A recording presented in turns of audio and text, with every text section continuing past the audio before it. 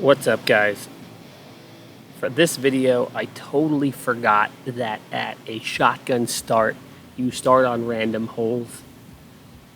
I just explained everything as though everyone ended on hole 18. So for the sake of me not re-recording this video, let's just pretend everyone finished on hole 18. And if you didn't finish on hole 18, and I'm talking about your round, please feel free to comment what actually happened on what hole you actually ended and how the win or loss played out in that division. Otherwise, thank you. I won't make this mistake again. What up? Snarpar News, episode 13, and today we're going to go over the results of the Chilly Willy Weekend Saturday Williams side. This was a two-round C tier at Williamson, a relatively small field, and we're going to try to go through this pretty quickly. I did not take notes, so I'm just going to shoot from the cuff on this one. We're going to go over the results. We're going to look at a couple of the holes, and then we'll get out of here. So in open, not a lot to talk about here.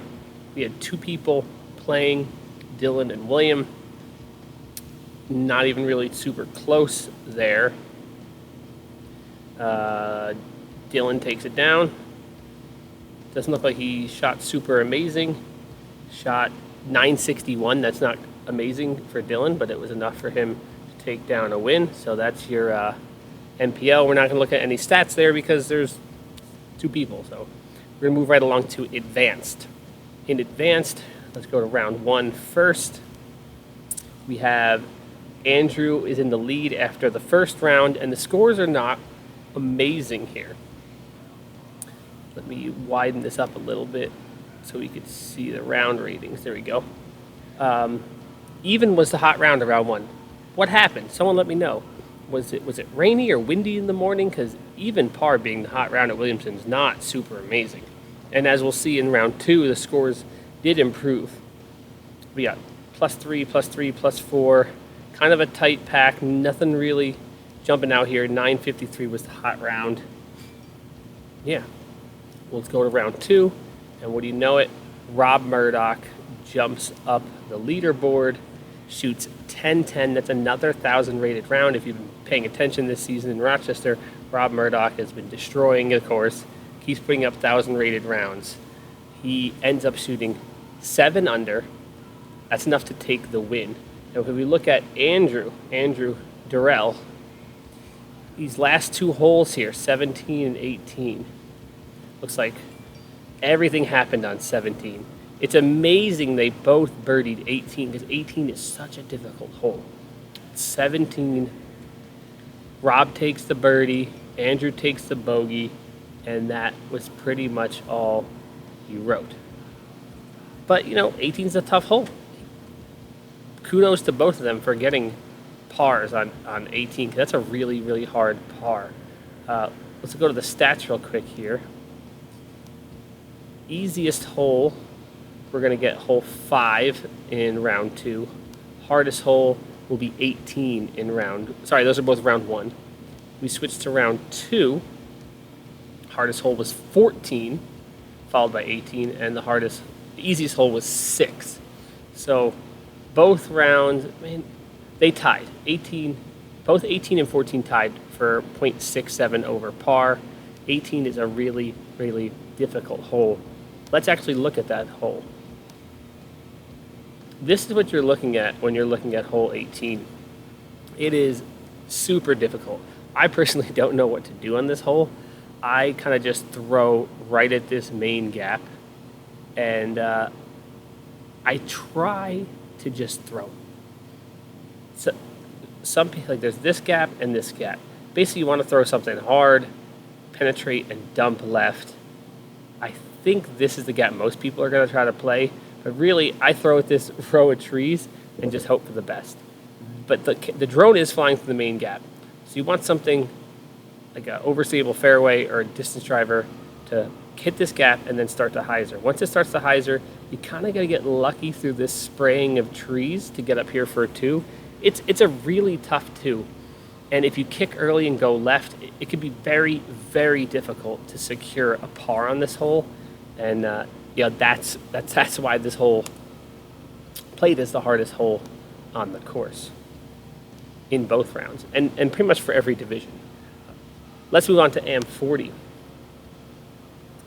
In round one, we have James Avery shooting the hot round at +1. Now, James Avery keeps coming up in this 40 plus division. He keeps coming so close. So when I saw he was in the lead in round one, I was like, maybe this is the tournament where he gets the win. But fortunately, he could not hold on to it, and Blaine Egan takes down the win. 2-stroke deficit. Right, man. That last stretch there can be so difficult. I'm sure when James birdied 16, he was like, "Oh, I'm right there," but bogey on 18. We just saw how difficult it was. Egan did secure the par on 18. That could have easily gone the other way. If Egan finished bogey and Avery got the par, they could have went to a playoff, but that did not happen. Nothing crazy here on the leaderboard. Doesn't look like anyone was shooting super hot out there. We'll check the stats on the holes real quick. For round one, your easiest hole was 5, your hardest hole was 18. For round two, your hardest hole was 14, your easiest hole was 5. So there you have AM 40 plus. Let's move on to intermediate. Go to round one. Let's look at the scores here. So after round one, we have Matthew Spina shooting a 1 under, which is pretty good because if you remember earlier on, it advanced. Even was the hot score at round one. So it looks like generally intermediate played pretty well compared to advanced in round one. Kyle Grimm, look at that. That's a nice round for him, 943. And a sprinkling 3, 4, 5. A lot of +6s. Let's move on to round two. Let's see where we ended up. And Matthew Spina holds on to the win. He was not really contested there. He shot 2 under. Alexander Amarang shot +2, who's tied with Kyle Harrington, also shot +2. Kyle Grimm, what happened, my dude? +9 in the second round. Oof. We've all been there, it's sad. Well, down here, got Chris O'Connell. Not a super hot tournament for him. You remember he took down a win earlier this year at Chilly. Wow, pretty exciting stuff here. Looks like there was a lot of action between these two guys early in the round. A lot of birdies, and then toward the end, they both kind of cooled off. But man, if Alex just got a little hot toward the end, he could have had a shot for it, but he did not. Let's see how the holes scored for this division. The easiest hole was hole 1. Interesting. The hardest hole was hole 14. For round two, the hardest hole was 14, although there was 1 birdie. Wow. Who got the birdie? Justin Warboys. Congratulations. That is a crazy birdie. Good for you. The easiest hole played as hole 9. Wow. That's pretty impressive. Let's move on to rec. Blasting right through this video. We have a pretty tight leaderboard after round 1, +8, +9, +9, +11, 11, 11, 12, 12, 12. A lot of people in the mix. Hey, look at this. This is pretty exciting. Heather Schlegel. I guess they had a cutoff. If there wasn't enough people in the division, they combined them. So she, instead of playing whatever female division, she's mixed in with the rec, and she is in 6th. Kicking your butts out there, guys. And let's see how this shapes up for round 2. We're looking at Brandon and Ethan and Mike, 1st, 2nd, and 3rd. Ethan. Ethan jumps from second to first. He beats Brandon by a stroke. Wow, how did that shape up? Oh, Brandon lost it on 18. Look at that right there. Double bogey on 18 for the loss.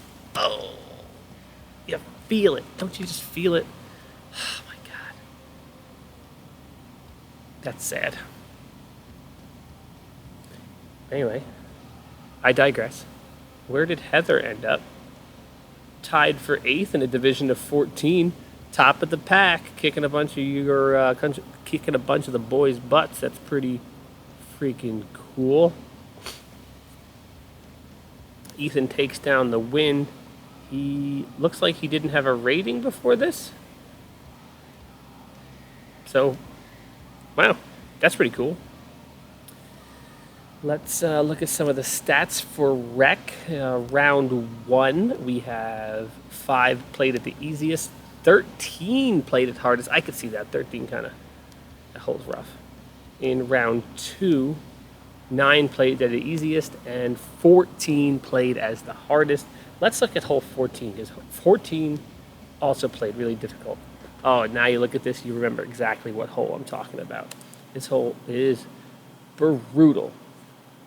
There's the elevation and the distance play in your head. You really got to pump this gap with something that really stays straight. The problem is a lot of people go with too fast a speed disc on this, so it always hyzers left. You really want a putter or a mid, and if you're like a superhero, you blast a forehand. The green is really hard to access off the tee. Even if you have a decent drive, you have to contend with a lot of small trees to make it into the green to get a putt. And even then, the drone might crash into a tree. And tell you what, I don't think I've ever birdied that hole or even had a look at it, because that hole is really, really hard. And back, we have one more division to go through, and that is just the juniors, which had one person, Andrew Garson.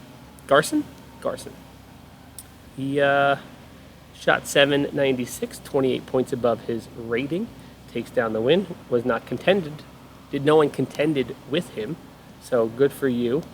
Those are your leaders and your winners at the Chilly Willy Weekend, Saturday, Williams side. And there you have it.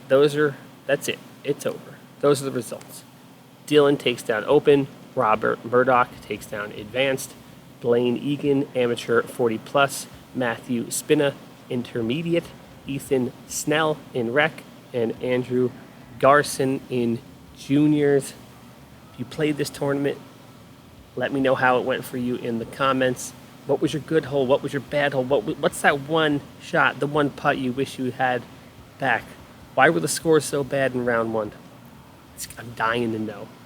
So, thank you for watching. And don't hit first available. Next time, you're out there on the course.